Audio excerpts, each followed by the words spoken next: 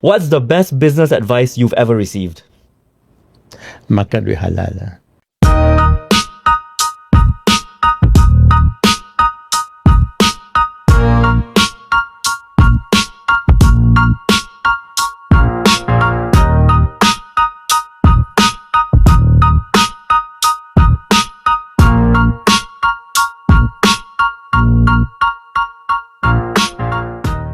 Kita dari Kelantan.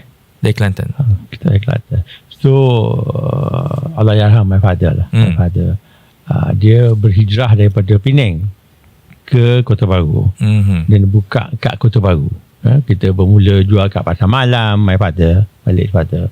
Lepas tu pelan-pelan buka satu kedai. So that time was memang kata susah lah. We start. Memang susah. So daripada satu kedai tu lepas 20 tahun, kedai pun kedai kecil tau. Lepas 20 tahun, abang saya buka lagi satu kedai papan. Kedai papan kat Kuala Terengganu. Kecil je. Lepas lagi 10-15 tahun, saya pula buka satu kedai kat Masjid India. Kedai yang ketiga. Tu kedai Masjid India saya buka tu tak sebesar studio ni pun. Oh ya ke? Tak sebesar studio ni. So this is how we started. So after that, after orang kata kat Terengganu, Kota Baru, then Kuala Lumpur, then the next shop. Until today, syukur Alhamdulillah kita ada kedai, ada 68 kedai Mydin di seluruh Malaysia lah. Except for the list. Yeah, so I mean kita belajar kat sekolah, kat SIC, habis Form 5. Supposed to be a science student, not bad lah science student. So pergi kat India nak jadi doktor. Doctor went to India. Sama belajar. To do my pre-medical di kat India kan. You do have to do you do pre-university, they call it pre-med. So I went to India for 2 years trying to do my pre-med. I got lucky, unlucky depending on how you look at it. I got an offer of a place in the US to do my bachelor's degree kat Kalamazoo, Michigan.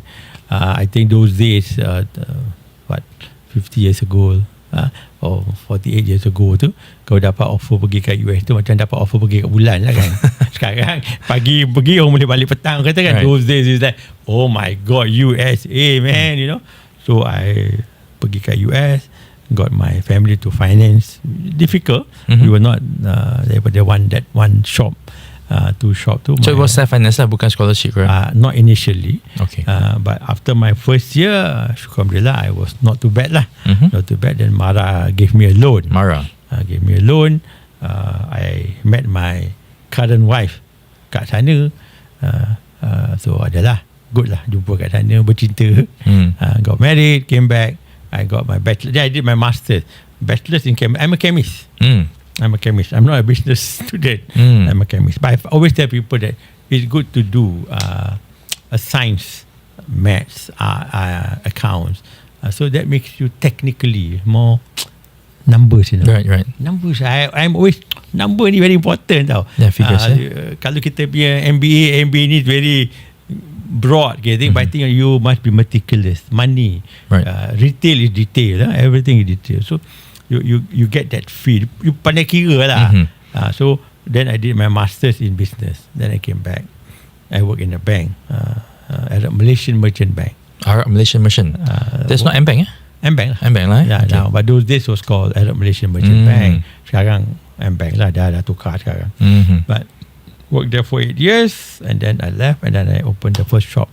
Buka kedai pertama kat Masjid India lah. The rest is history. Yeah.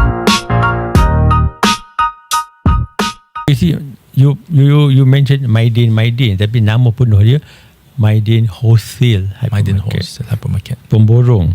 Okay, so we are actually wholesaler. Ramai kedai-kedai runcit akan beli kat Mydin. Ramai NGOs akan beli kat Mydin. You know, actually for your pantry, contohnya you ada pantry, maybe you beli kopi, whatever, forgetting your house. There are offices kan yang pakai pantry. Yang staff dia boleh minum kopi, whatever. Yes. They stock up the pantry. Dia nak barang yang harga borong lah sikit. So dia buy from Mydin.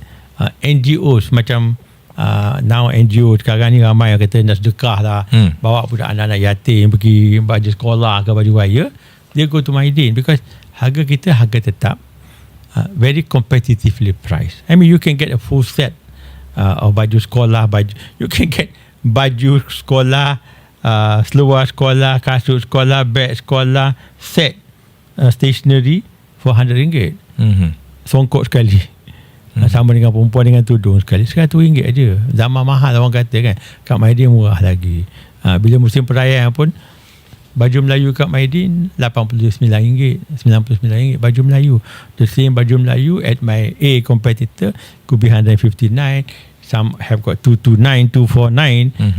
Barang sama. Barang sama? Barang sama. Same supplier? Same supplier. Kampung sama, semua sama. You know, of course, when you work somewhere, okay lah. I mean, you work, you earn your keep. Yeah. It was a good job. I mean, happy. You get a car, you get a house, get a driver, kind of thing. You know, when I was a branch manager in Kuching. Yeah. But I think there comes a time in life that you say, okay, is this what I want to do? And if that is the career that you want to go, Right. Of course, then you go up that so-called the corporate ladder, right? But I come from a family of business. Right. My late father, Yes. who started, my grandfather, my great-grandfather, all in business. So somehow that thing runs in your blood, kind of thing. So this conversation is with my late father. I mean, he said, if you're happy, fine, you know. And there were some instances in the bank, maybe, which make me change my mind. Okay. Maybe the corporate world is not what it deems to be sometimes. Right. You might not want to do things that sometimes you have to do. Right. It could be against your principle. I won't go into the details. Okay. All right. But then they said, come on, let me do something that I'm comfortable with. It's a risk, high risk, especially you are in a good, I mean, those days, I mean, I don't know, but those days, you're working in the bank. So, you're working in the bank. Oh, wow. Nowadays, I don't think people look at bankers that, because they qualify by the bankers anyway, after the COVID. So they look at it differently. Right. But I think it's important that if you make the switch, I think it's good for people, your listeners to know whether they are high risk takers or they're business people or the entrepreneurs there. If you want to switch, everyone has to do a calculated risk. Right. I mean, we see staff resigning sometimes. We employ 7,000 and say, oh, it's fine. So you got a job. No, I'm very upset with you. I want to resign. Right. It's fine. Go ahead. If you don't match your requirement, please, it's okay. Right. But have you got a job? Right. How are you going to feed your family? So when you want to take a decision, calculated risk. Right. Same thing when I left the bank. The good thing about my wife was working. Not that as a lecturer, not that highly paid. She was earning a reasonable income. Yeah. We had 2 kids. We were renting a house, paying installments for car, as usual. Paying installment for the TV, I think, at that time. Okay. But I could make do with her income in terms of cukup makan. Yeah. My kids would not be on the streets. Right. That's okay. Now maybe now I can take a risk, and if the business works, fine. If it doesn't, I won't go hungry. For the matter, my children won't go hungry. I think that part is important. Right. So that is why you say, okay, fine, let's do it. But it was seriously, you think about it, it was a small shop, hardly 800 square feet. Right. A small shop with 2 employees. Yeah.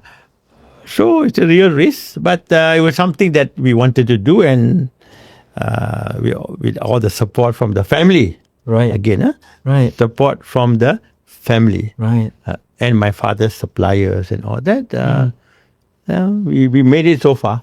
Right. Slowly but surely. Yeah. And remember, Mydin is 68 years old. Yeah. It is not 10 years old. So this thing about, you see out there, a lot of people get rich very fast. But Mydin is not one of those. Right. My family, my brothers, Right. our wives, Yeah. and now, of course, my brother's children who are in the business, work very hard to bring it to where it is today. Right. core is our SAP system, which is a very good system, very expensive system, unfortunately, but for the volume that we do, because we do about $3.5 billion business a year, so system must be robust lah, you know. Plus sekarang dengan cyber attack, right. we have to spend a lot of money for ransomware and all those kind of things. Of course, we have AI behind it. Our warehouse runs on a WMS system. You know, our so-called reconciliation runs another system. You know, bank reconciliation pun dulu, if you remember how you balance your checkbook kan, you should check tepi tu. Tak, you mark sekarang dah tak ada dah. Massive loss leaders. We are in such a low margin business. It's very, very sensitive. Very, very sensitive. We have lost leaders every day. Loss leader maknanya kita jual below cost. Below cost. Jadi contohnya kalau cawan ni kos kita RM2, kita jual RM1.8 atau kita jual RM1.5. You know,